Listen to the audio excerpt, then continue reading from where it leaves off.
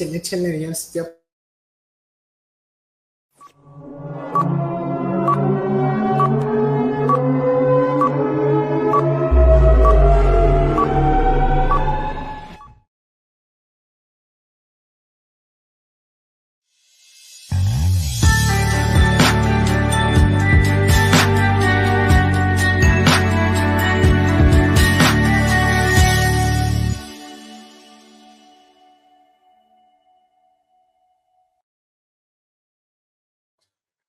Amigos y amigas, buenas noches, buenas tardes o buenos días, depende de la hora que estén sintonizándonos.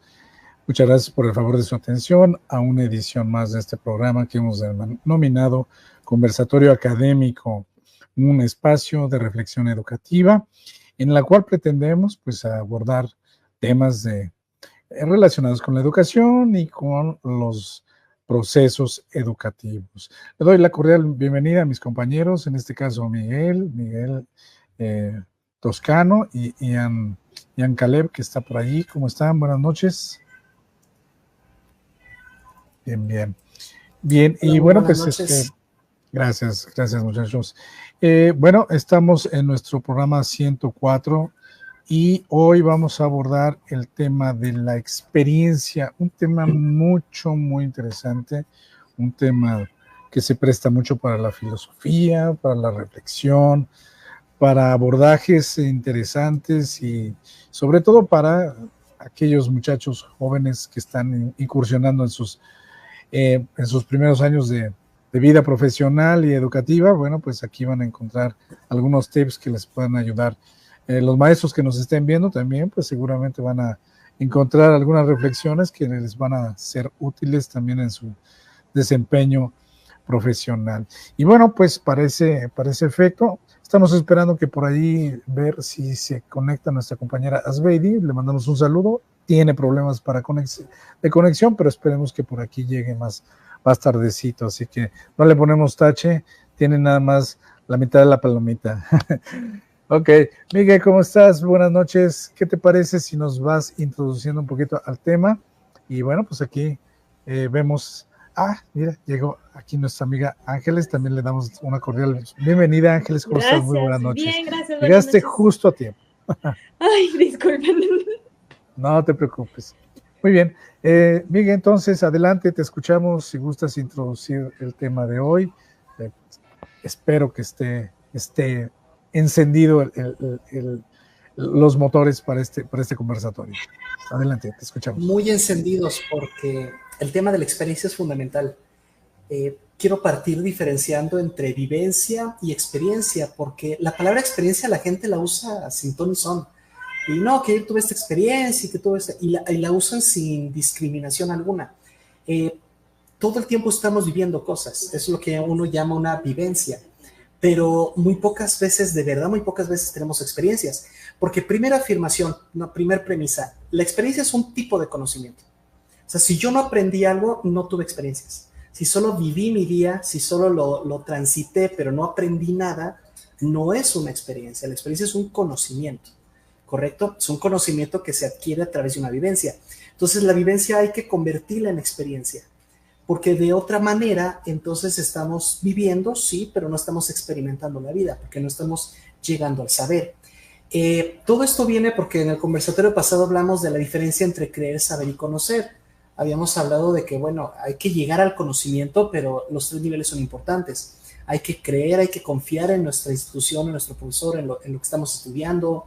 Hay que conocer el marco teórico, porque si no, cuando queramos pasar a la práctica, nos vamos a sentir limitados o lentos.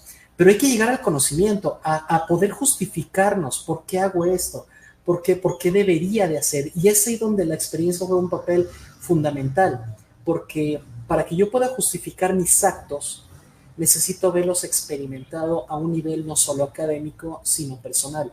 Entonces, el tema de la experiencia es fundamental. Entonces, el día de hoy, bueno, vamos a ver varias cosas como criticar o poner a modo de controversia cómo los alumnos van a clases, pero experimentan la educación. Es decir, ¿cuántas veces regresa el niño y el papá le pregunta, hijo, ¿qué aprendiste hoy? Y él dice, pues aprendí matemáticas, aprendí que 2 más 2 es 4. O sea, sigo sin saber quién soy, sigo sin saber qué hago en este planeta, sigo sin saber a qué me voy a dedicar mañana, pero 2 más 2 es igual a 4. Y justifícalo, no sé, pues es lo que el profesor dijo, ¿no? Y parece que eso se queda en la primaria, pero pregúntaselo a cualquier chico universitario, ¿qué aprendiste hoy? Y a lo mejor el que más atención puso memorizó el tema, pero realmente generó una experiencia, aprendió realmente algo o solo grabó en su memoria lo que vio. Entonces vamos a poner sobre la mesa este tema, ¿no? ¿Realmente la escuela es un lugar al que uno va a memorizar o es el lugar donde uno va a experimentar? Porque también está la otra opción que digan, no, a la escuela se va a aprender. Experimentar es allá. Ya cuando trabajes, ya cuando hagas sus prácticas, ahí experimentas, ¿correcto? También quiero conectarlo con el tema de la calidad educativa, porque habíamos polemizado que en saberes rígidos está muy bien lo de certificar, pero ¿cómo certificas en humanidades? ¿Cómo certificas que una persona es buena persona, que tiene ética, que tiene virtudes, que tiene principios? Entonces, cuando hablamos de la experiencia, ¿a qué trabajo tendrías que ir para experimentar la ética? Eh, ¿A dónde tendrías que ir a trabajar para experimentar la virtud, como la decencia, la honestidad? Entonces, la escuela no puede decir que es ajena o que es irresponsable con el tema de la experiencia.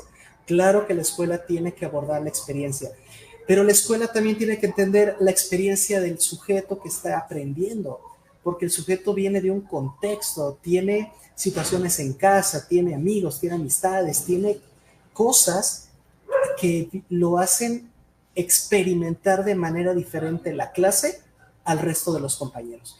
Entonces, para pasar ya de la introducción, la experiencia es un tema central porque uno debería de ir a la escuela a experimentar, debería uno de usar los tiempos de escuela, de educación para generar experiencias y no solo vivencias, porque da mucha pena cuando el niño dice, uy, no sabes cómo me divertí, cómo jugamos, no aprendí nada, sigo sin saber nada, pero vieras cómo me divertí. No, y luego el profe dijo este chiste, luego el compañero se burló porque el otro se cayó, a uno le escondieron la torta. Sí, pues están muy padres tus vivencias, pero ¿cuál es tu experiencia educativa?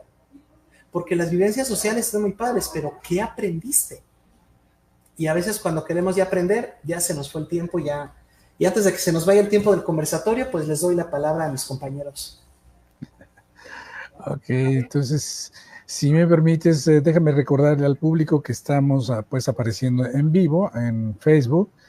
También está nuestro correo electrónico y nuestro WhatsApp por si gustan estar compartiendo comentarios con nosotros. De manera diferida estaremos en YouTube al término del programa.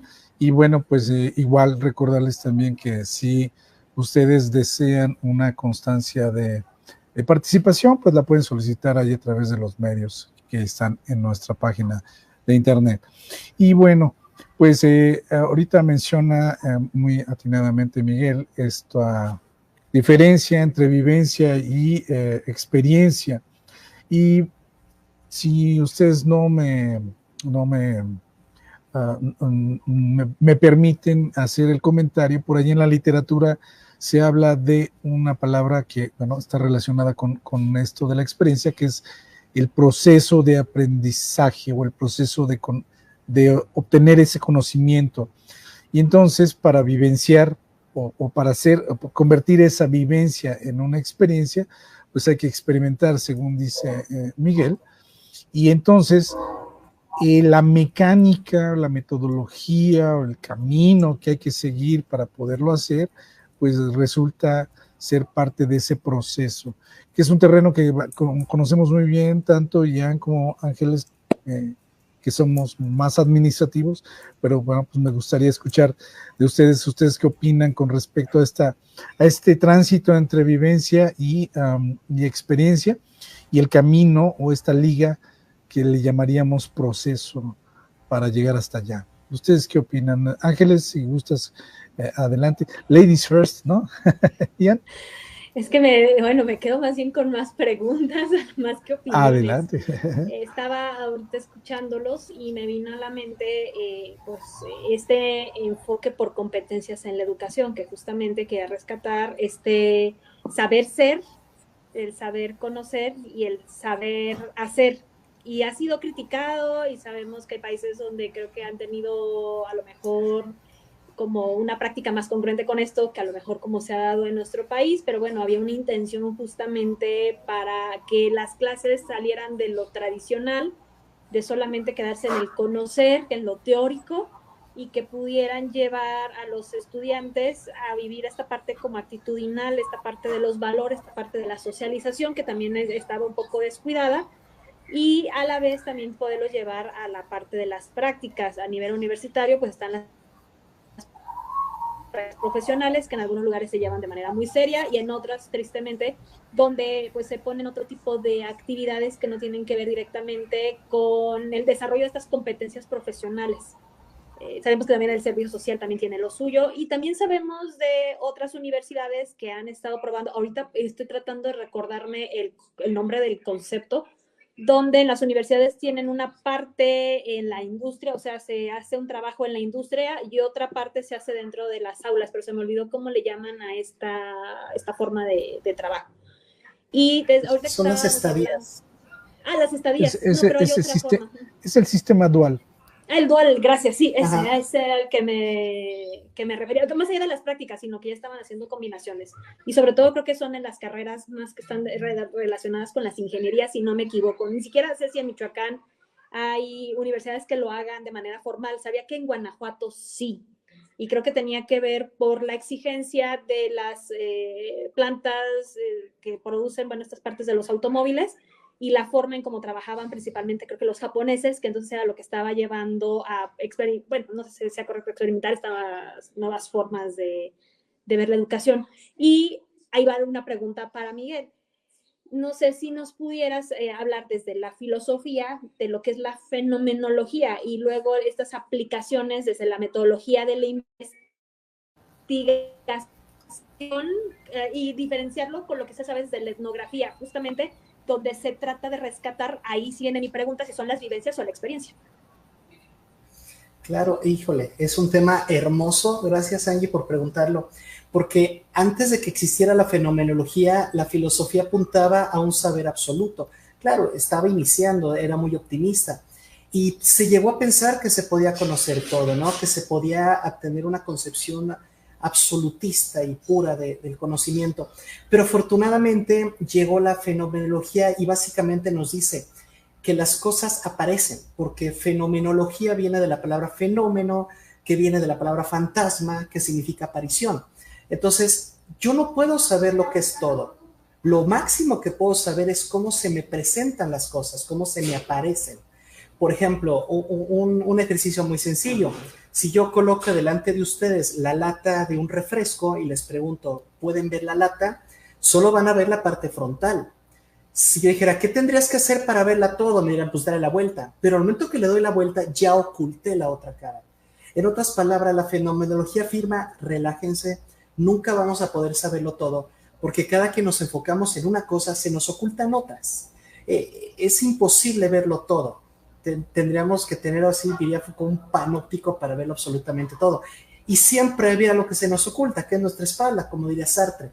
Entonces, desde la perspectiva fenomenológica, no debemos de pretender buscar un saber absoluto, pero sí poder entender las causas que provocaron esta aparición.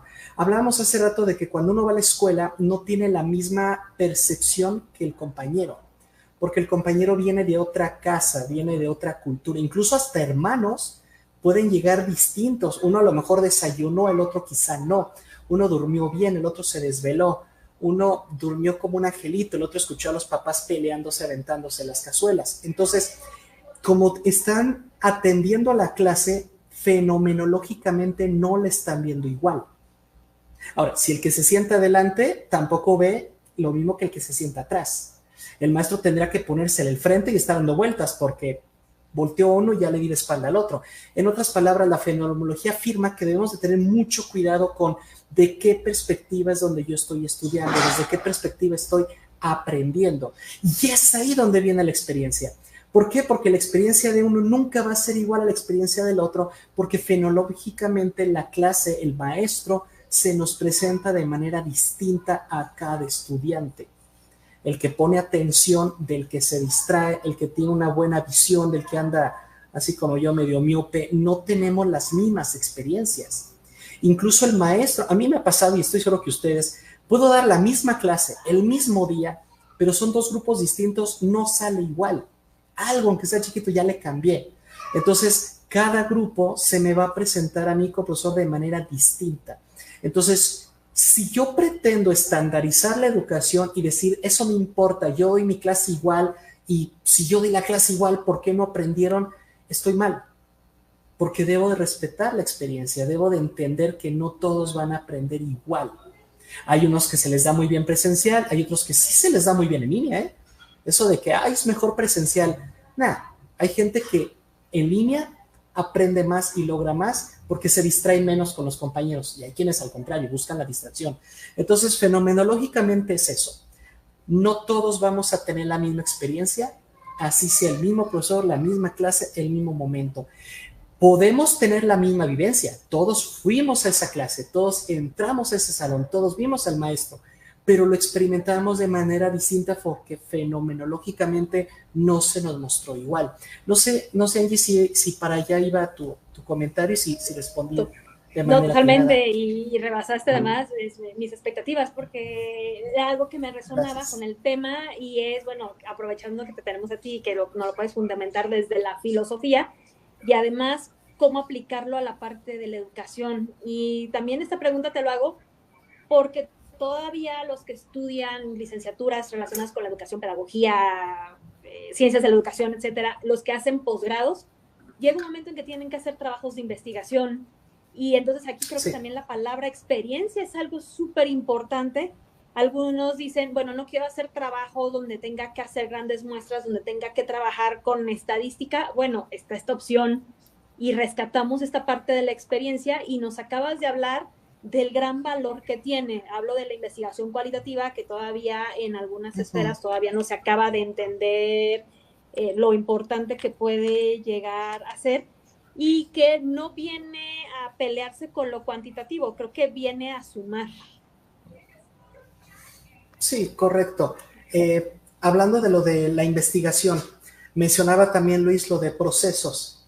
Queremos pasar de fui a la escuela a generar una experiencia. Y aquí voy a apoyarme mucho de Michel Foucault, que muy escondido en su libro, muy escondido, creo que le dedicó nada más 1 o 2 párrafos a hablar de lo llamado foco de experiencia filosófica. Él menciona que cuando uno va a clase, para generar una experiencia solo hay un método: la pregunta. O sea, el proceso, como sabemos, y no me dejarán mentir Luis, tiene una entrada, una transformación y una salida, ¿correcto? Mi entrada es, bueno, fui a la escuela. La salida debería ser la experiencia, pero hace falta algo en medio, la herramienta transformadora, y esa es la pregunta. Dice Foucault, si nosotros nos preguntáramos cada cosa que dice el maestro, estaríamos generando experiencia. Y él señala 3 preguntas básicas, que es con las que me gustaría pasarles el micrófono, a ver qué opinan ustedes. Las primeras 3 preguntas que Foucault se haría es, cuando vas a clases, ¿qué aprendiste de ti? No del maestro, no de los compañeros, no del tema. ¿Qué aprendiste de ti? ¿Qué habilidad descubriste que tenías, o qué limitación descubriste que tenías? O a lo mejor dijiste, esta es mi vocación, ¿sabes qué? Yo siento que para allá voy. O ¿qué aprendiste que rechazas? Que dijiste, no, este desconocimiento no creo que me sirva.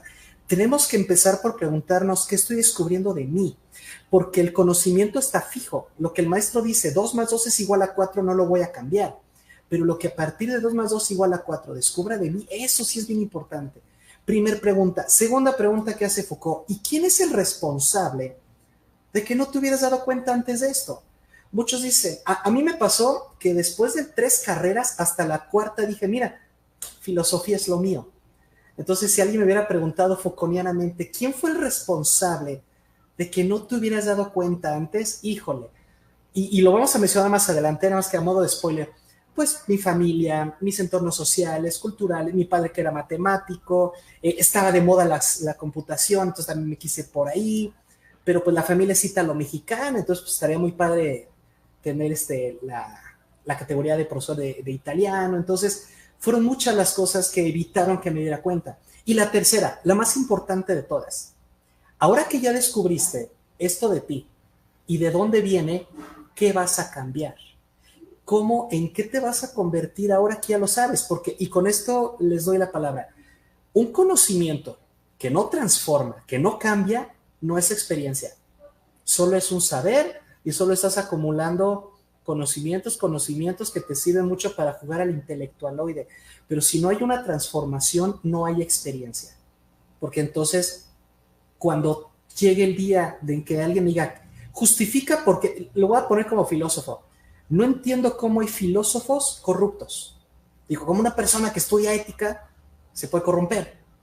O filósofos que no se bañan. ¿Cómo es posible que una persona que domina la estética no se baña? No cuida su imagen. Son cosas que uno dice.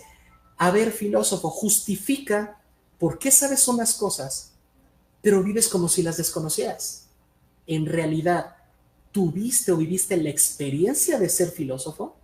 Pero bueno, no sé qué opinan mis compañeros, pero eso es, la transformación es la pregunta. Tengo que preguntarme o no llegaré a la experiencia nunca.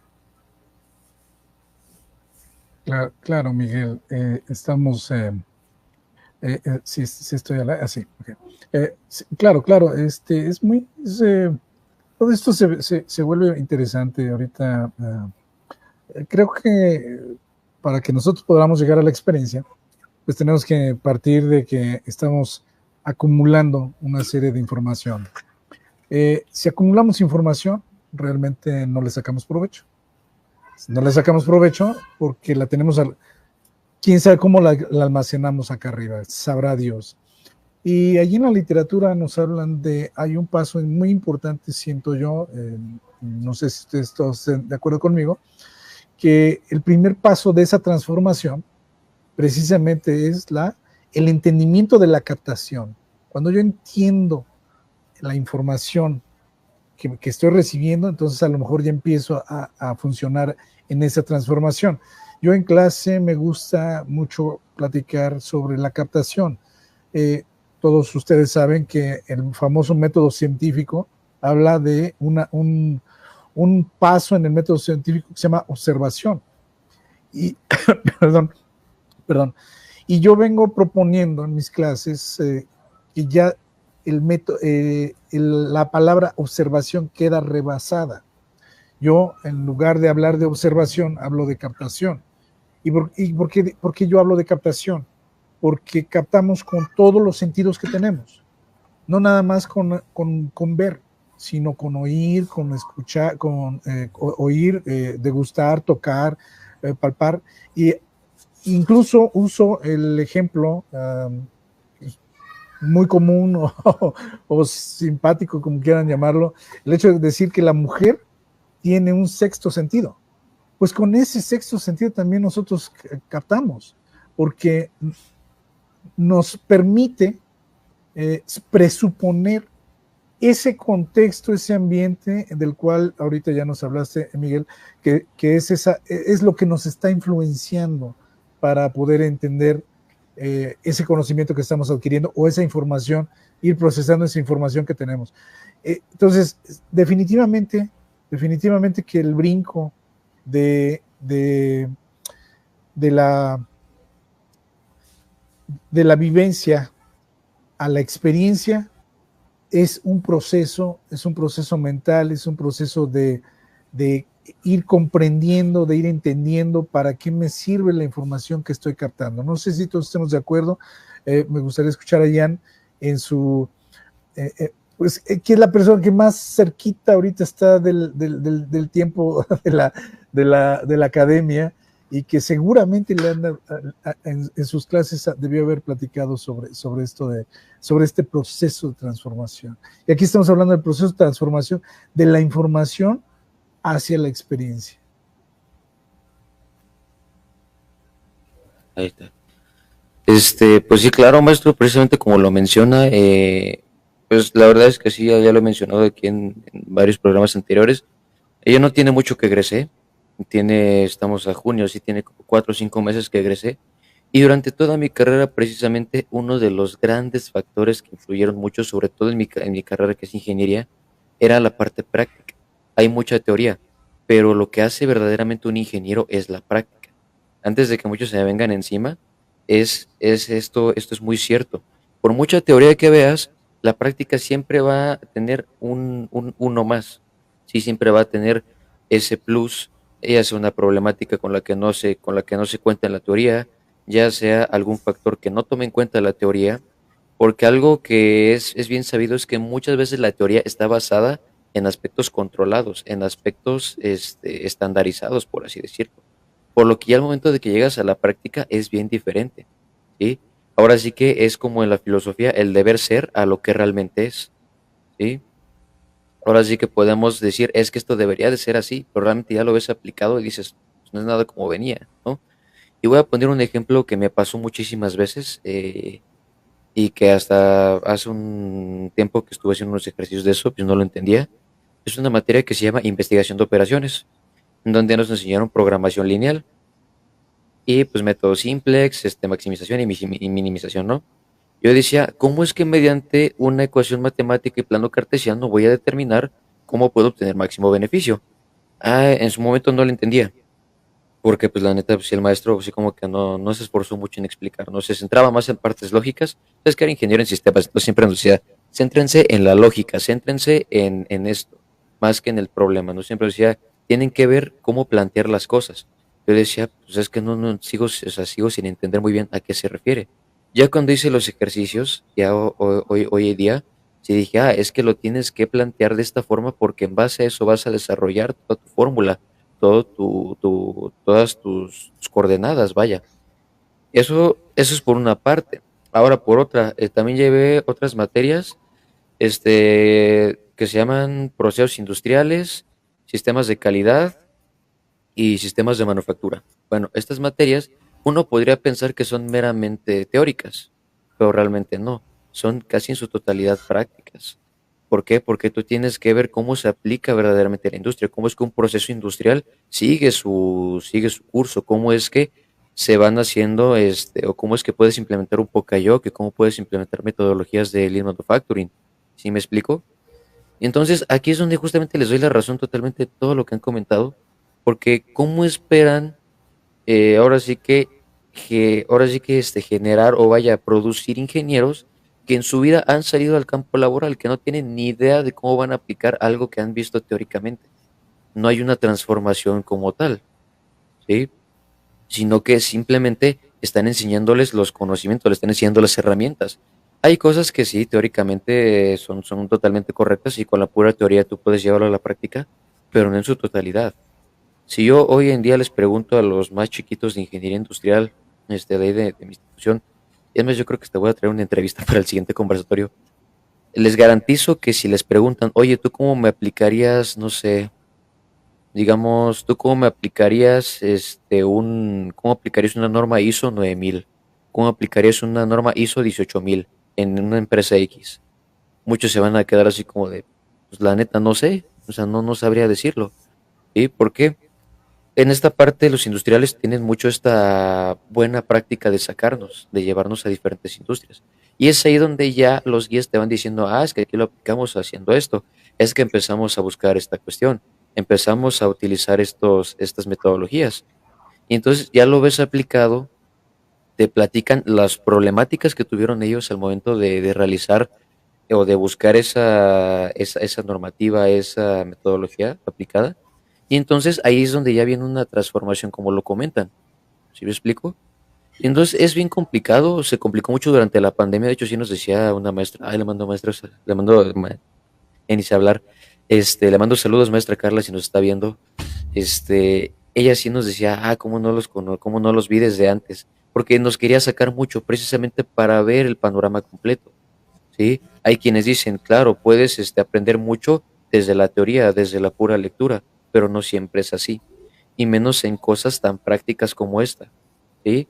Es como cosa, es como también voy a ir a otro ejemplo medio rebuscado. A nosotros también nos enseñan sobre circuitos eléctricos, muy sencillos, y casi que es más electrónica. Circuitos eléctricos es ya nada más como muy por encima, ¿no? De que vamos a ver cómo es que se genera la electricidad desde su centro hasta cómo se distribuye, ¿no? Pero nada más, no te dicen, ah, mira, es que hay esto, hay lo otro, hay aquello. Ya te lo enseñan porque, bueno, a mí me lo enseñaron porque yo lo estuve preguntando, estuve de preguntón, ¿sí? pero realmente el temario venía muy por encima. Y entonces, ¿qué hubiera pasado? Yo aquí en su casa, yo me encargué de remodelar la cocina, yo me encargué de hacer toda la instalación eléctrica, haciendo cálculos que precisamente me enseñaron, que no vienen en el temario, que yo tuve que preguntar, ¿sí? Pero que ya me empezaron a enseñar la aplicación y a raíz de eso ya yo pude ahorrar mucho dinero, coloqué un sistema, una iluminación muy, muy padre, que se ve muy, muy bonita y que realmente no me costó nada de tiempo. Sí me dio un par de toques y sí me llegué a picar y con los alambres de cobre, pero este, realmente fue a raíz de que yo empecé a escarbarle, empecé a escarbarle y empezaron a enseñarme las aplicaciones reales y directas y me empezaron a, ahora sí que capacitar, por así decirlo. Pero si hubiera sido por parte del sistema, yo no hubiera aprendido nada de eso, o hubiera aprendido realmente muy poco. Entonces realmente aquí es donde yo lanzo la pregunta. Este, ¿Realmente tenemos que basarnos meramente en la experiencia del alumno o en su defecto tendríamos que tomar en cuenta la experiencia del profesor para en base a ello personalizar toda la experiencia de la clase? Si me lo permites, Ian, hay una cosa que me gustaría precisar porque creo que nuestro público se puede confundir. Porque tú estás diferenciando teoría y práctica, ¿no? Y parece que estás poniendo el acento de que la experiencia es práctica, pero no es así. La experiencia es mucho más allá que una práctica. Por ejemplo, yo no necesito experimentar una borrachera para saber que tomar está mal o que es algo que no quiero para mí. Me basta ver a un tipo alcoholizado o me basta escuchar los cuentos de alcohólicos para decir, no, gracias. Si no tenemos cuidado, la gente puede confundirse y creer que para llegar a la experiencia hay que practicar. Y hace rato dije que no, era preguntando. De verdad, puedes adquirir experiencias si escuchas al que vivió, si escuchas al otro. Entonces tú preguntas que si requiere la experiencia del profesor, por supuesto que sí. ¿Por qué? Porque no necesitas practicar para tener experiencia, Ian. No, práctica y experiencia no son sinónimos. Basta con escuchar, saber preguntar y yo puedo adquirir experiencia de algo aunque no lo haya vivido. No, imagínate si para poder tener experiencia tuviera que vivirlo todo, pues entonces nunca acabo. Entonces digo, bueno, quiero saber lo que es una borrachera, entonces vamos a ponernos ebrios. Y ustedes saben que yo nunca, no he tomado, no sé lo que es una borrachera. Y si alguien me dice, ¿tienes la experiencia de una borrachera? Digo, sí, he visto bastantes borrachos de diferentes tipos, desde los que se ponen alegres hasta los que se ponen enfadosos. Y con eso me basta para saber que no es algo que quiero para mí, porque aprendí algo de mí. Aunque no lo practiqué, lo aprendí. Entonces, no sé si esa es la respuesta que estabas buscando, Ian, pero es lo que yo te respondería. Por supuesto que la experiencia del profesor es fundamental, pero a veces hay alumnos que demeritan o desvaloran la experiencia del profesor diciendo, no, ya cuando yo esté practicando lo aprendí. Pero porque te otra cosa, puedes ir a una práctica y aún así no adquirir experiencia. Puedes estar obedeciendo al jefe, a ver, hazle aquí, pícale acá, y si alguien te preguntara, oye, ¿qué aprendiste? Pues a picarle aquí, a picarle allá, porque no sé, pues él me dijo y yo le hice caso. Sí, tuviste la práctica, pero ¿tienes experiencia? Con eso termino mi participación. ¿Cómo ven? Sí, muy interesante, Miguel. Y ahorita que mencionaste esta parte, bueno, yo también aquí me surgen algunos otros puntos de vista, ¿no? Nos recuerda ahorita Ángeles el sistema dual. Y el sistema dual es muy interesante porque en realidad un alumno tiene que cumplir cierto número de horas dentro del sector laboral. Esto hace que el chico realmente vivencie algunas situaciones que se presentan en la vida laboral y entonces adquiere experiencia en cuanto al conocimiento de ese contexto, porque aquí hay que hablar de contexto, no nada más de información, porque para pasar, para pasar del saber al realmente la experiencia, pues sí hay que entender que voy a partir de solo información y esa información la tengo que transformar en conocimientos que me ayuden a cambiar o a responder ante el contexto en el que yo estoy viviendo. Entonces, ahí definitivamente necesitamos vivenciar las condiciones del contexto para poder adquirir cierta experiencia en el contexto. Pero aquí me viene una duda que ahorita acabaste de mencionar. ¿Qué pasa si aunque estoy en el contexto y aunque tengo la información, si no la vivo, ¿cómo voy a experimentar? ¿Cómo voy a hacer mío ese conocimiento? ¿Cómo voy a sacar yo experiencia de esa vivencia? Bien dices que no toda vivencia nos deja experiencia, porque puedo estar allí de muertito en el salón, pero no estoy experimentando nada, no estoy vivenciando nada me va a hacer cambiar, pero puedo estar en el otro extremo. Puedo, ¿cómo? Yo estoy recibiendo mucha información, pero realmente no le encuentro una aplicación. Realmente no sé exactamente qué significa estar borracho. Y en ese sentido, no puedo generalizar o no podría yo aceptar una borrachera. O sea, me sigo quedando con la duda. Y eso pasa mucho con los alumnos. El alumno, cuando se queda con la duda, creo yo que no hay otra forma más que lo tiene que experimentar. No sé si todos estemos en el mismo contexto. Digo, me gustaría escuchar las opiniones de los demás, pero creo que el punto medio es donde debemos de estar. Es que me parece, amigo Luis, que se están confundiendo. Y estoy de acuerdo en lo que tú dices, en la experiencia del profesor. El profesor realmente tiene la experiencia, lo ha vivido, lo ha compartido, etc. Y el alumno definitivamente no le tiene credibilidad al profesor. Eso pasa en la mayoría de las clases. El profesor puede decir, es malo fumar, es malo tomar, es malo andar de loco por la noche, porque es malo, porque él ya sabe que es malo, pero el chico que es más crítico o más testarudo, más cabezón, no va a querer entenderlo solamente por las palabras que dijo el profesor. Entonces, ahí, ¿de qué otra manera se lo podemos decir? Esa sería la pregunta. ¿De qué otra manera lo puede vivenciar? Adelante, Ángeles, te escuchamos. Ay, Miguel quería debatir un poco, pero voy a poner otra pregunta sobre la mesa, aprovechando. Adelante, ponla y seguimos debatiendo. Y además es derivado de lo que la participación de mi compañero ya me hizo a mí reflexionar. La experiencia del profesor, la experiencia de vida, la experiencia profesional o su experiencia como docente, porque creo que tenemos estas tres. Puede ser que traiga mucha experiencia profesional, pero que sea primerizo a lo mejor en la parte docente, o podemos tener las dos, inexperiencia profesional, inexperiencia docente, que son los recién egresados a veces que llegan a dar clase, y aún así no tienen nada que compartir. Creo que a pesar de que puedan venir con poca experiencia o nula experiencia profesional y nula o poca experiencia docente, creo que aún así puede ser muy valioso lo que nos puedan ofrecer. Y a lo mejor por ser tan jóvenes también puede ser que tengan poca experiencia todavía de vida.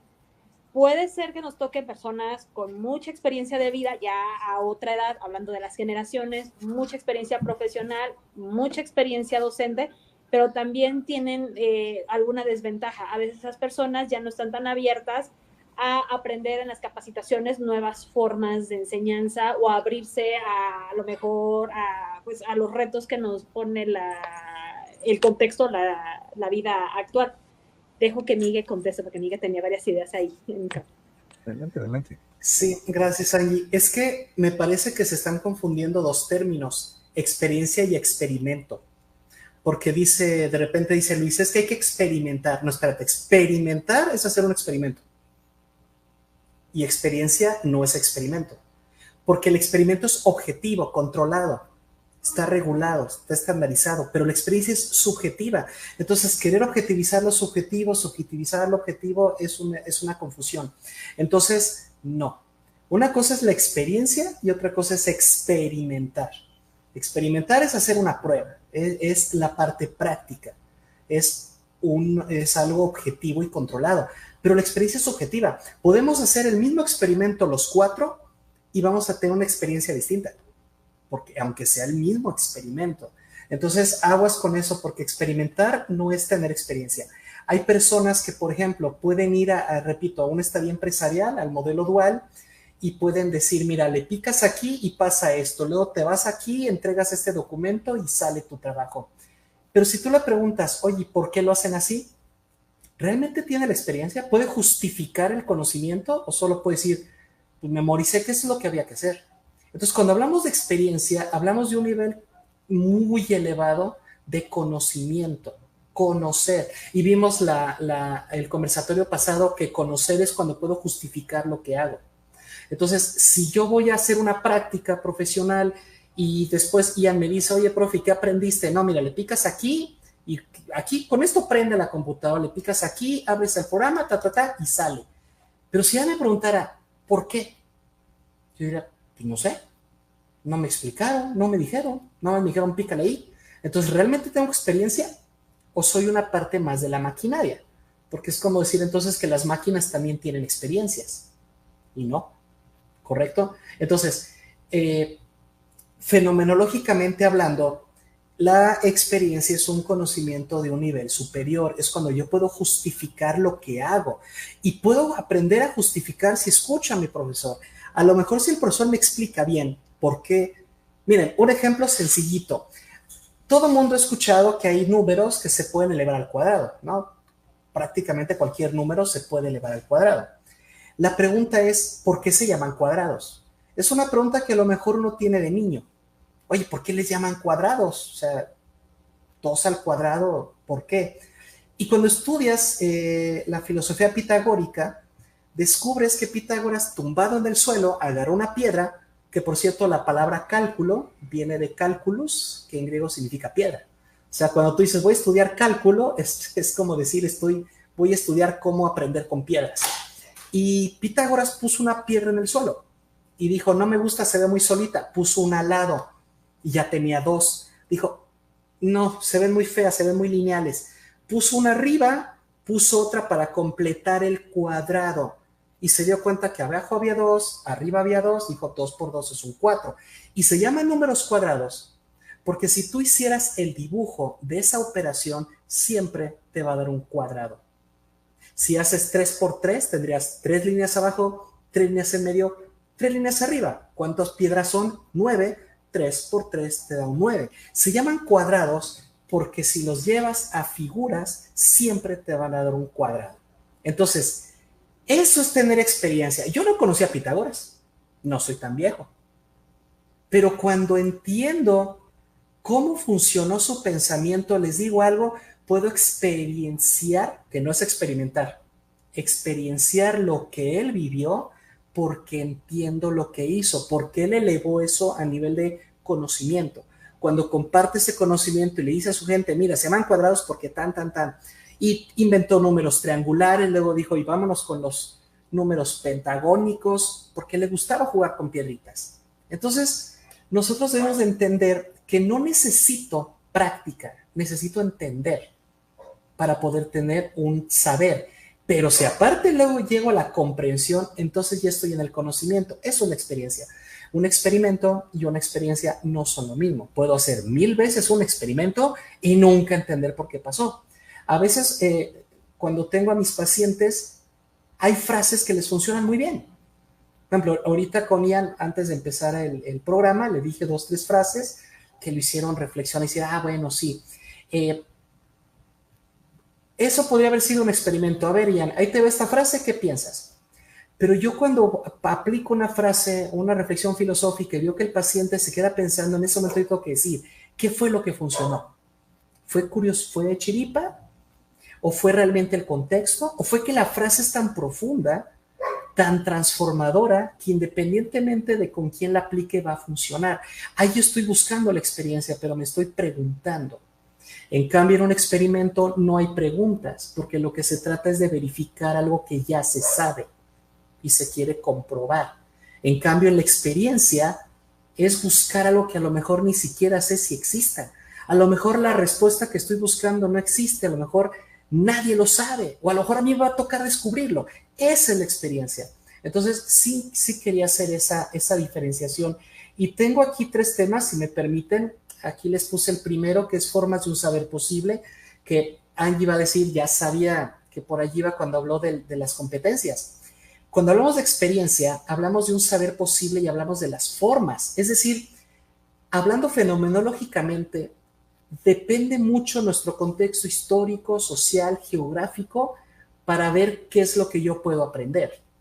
No va a aprender lo mismo el que vive en ciudad que el que vive en una comunidad rural, o el que tiene que atravesar no sé cuántos, o que no tiene internet y que no tiene esta posibilidad de bajar información o hay quienes ni libros tienen. Entonces, no me digas tú que un maestro que todavía enseña de manera oral porque no hay libros, no enseña o no transmite experiencias. Te puedo apostar que un profesor sin libros y sin computadora te puede dar mucho conocimiento. Y hay profesores que les puedes dar una computadora de última generación y no te va a enseñar nada. ¿Por qué? Porque no se trata de las herramientas, se trata de tú ver qué saber es el que puedo yo transmitir, qué es lo que realmente mi alumno, mi comunidad, mi grupo puede aprender. Si yo empiezo a observar mi contexto, empiezo a tener un poquito más de control fenomenológico, porque entonces puedo empezar a visualizar cómo se le va a presentar el saber a mi alumno. Si yo llego a clases y llego a un salón donde mis alumnos no tienen para... Lo dije hace 2, 3 programas. Una chica en Chiapas, una niña me dijo, profe, ¿cómo quieres que aprenda si no tengo que comer? O sea, ¿tú crees que a mí me preocupa pasar la materia? Me preocupa comer, me duele el estómago. Entonces, obviamente, uno como profesor tiene que llegar a controlar cómo le voy a mostrar el conocimiento. Imagínate, yo con esta niña le digo, a mí me vale, a ver, saca tu libreta, profe, no tengo libreta.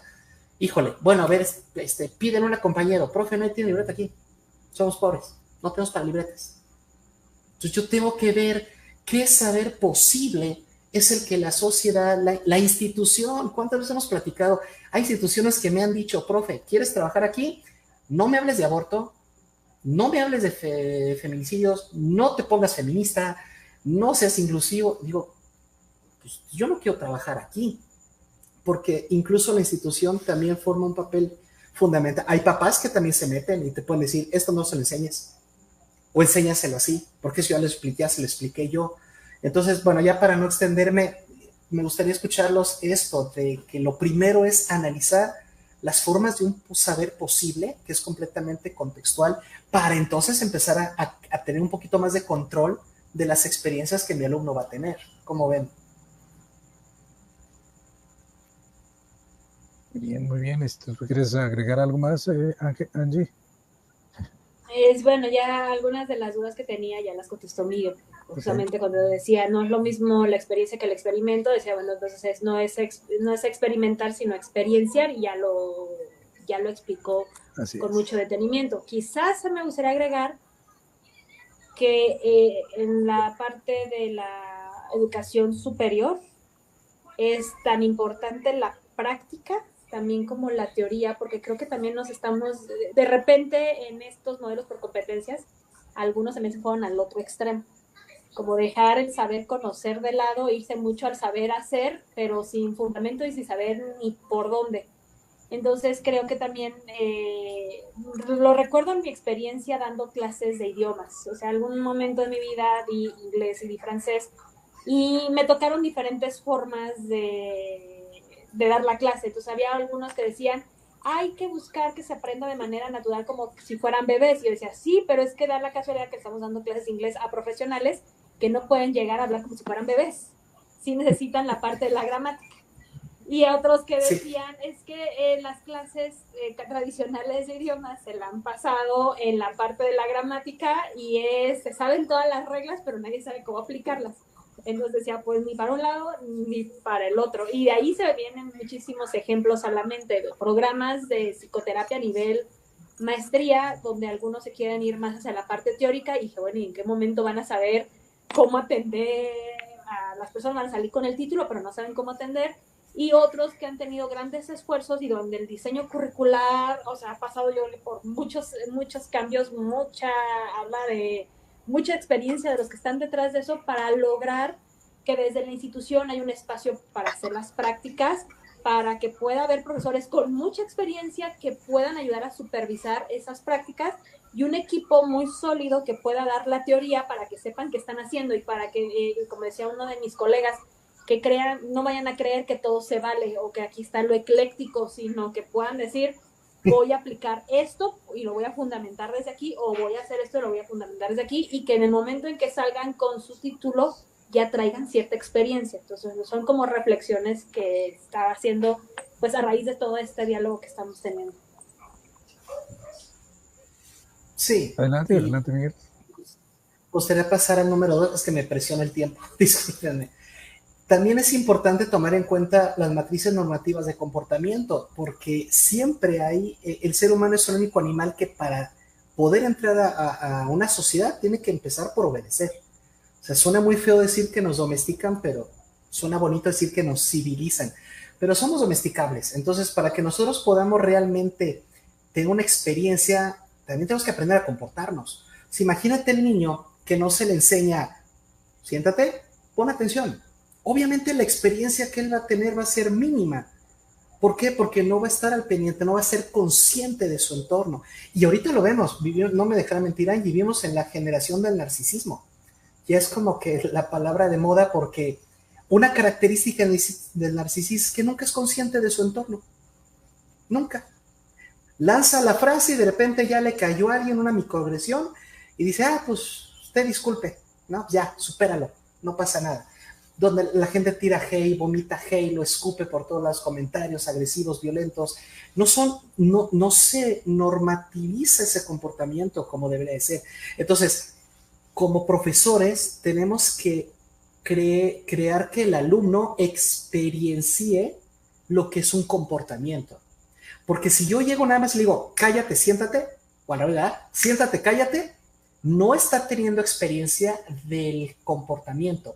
Está experimentando el miedo a la autoridad. Y entonces luego vamos a preguntar, ¿y si no tuviera miedo a la autoridad, obedecería? Y seguramente la respuesta es no obedecería.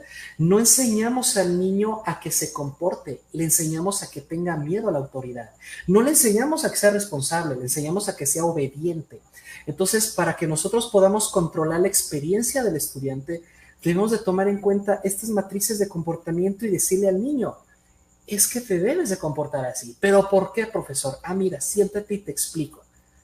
Y debe de entonces el profesor llevarlo a un nivel de experiencia. Es que mira, si tu comportamiento sigue así, puede provocar esto, puede pasar esto, y entonces entonces ya no le estoy diciendo tenme miedo, le estoy diciendo entiende, estoy llevándolo al conocimiento. Eso no significa que el niño va a obedecer, porque el niño es niño y el niño va a seguir siendo niño, pero el papel del profesor no es imponer miedo, es explicar las cosas. Porque entonces, repito, no hay experiencia si no hay una justificación, si no hay una explicación detrás. Y por último, ya para cederles el micrófono, los modos virtuales de existencia para sujetos posibles, que es lo que apuntamos.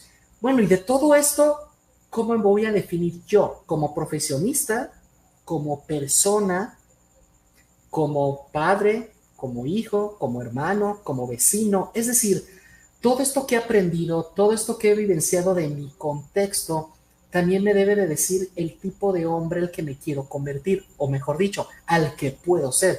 Por eso la parte de seres posibles. Y se llama virtual, porque sabemos que lo virtual es y no es a la vez. Está ahí en el campo cuántico. Es algo que existe, pero no es. Está ahí, pero no es real.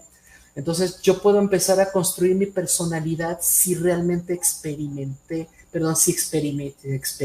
quién soy. Entonces, hay personas que van a la escuela y salen sin saber quiénes son. Dicen, pues, no sé quién soy, no sé qué voy a hacer con mi vida, además ni siquiera sé qué es la vida. Entonces, tristemente, los chavos tienen teoría y vamos a decir lo que dice Ian, y hasta tienen práctica, pero no practican vivir. Y no hay prácticas posibles que te lleven al vivir. La única forma de aprender a vivir es de manera subjetiva, y el camino subjetivo es el camino de la experiencia, no de la práctica. Porque miren, este otro filósofo alemán tan famoso, Friedrich Nietzsche, con su teoría del eterno retorno, decía, imagínate que solo hubiera una vida. O sea, nadie sabe si tenemos vidas pasadas, ¿no? Hay quien dice que sí, hay quien dicen que no, pero imagínate que solo tuvieras una.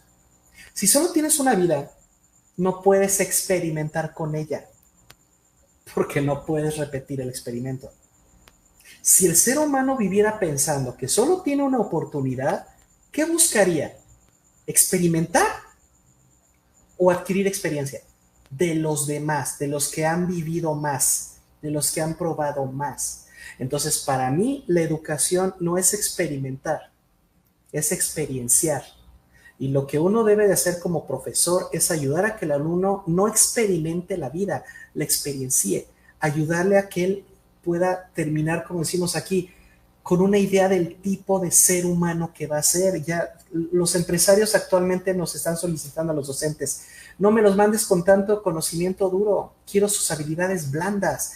Es que ni siquiera saben decir buenos días, ni siquiera saben despedirse, llegan a la hora que quieran, ni siquiera se tapan la boca al bostezar, hacen microagresión tras microagresión tras microagresión, escupen sus inseguridades. ¿Por qué?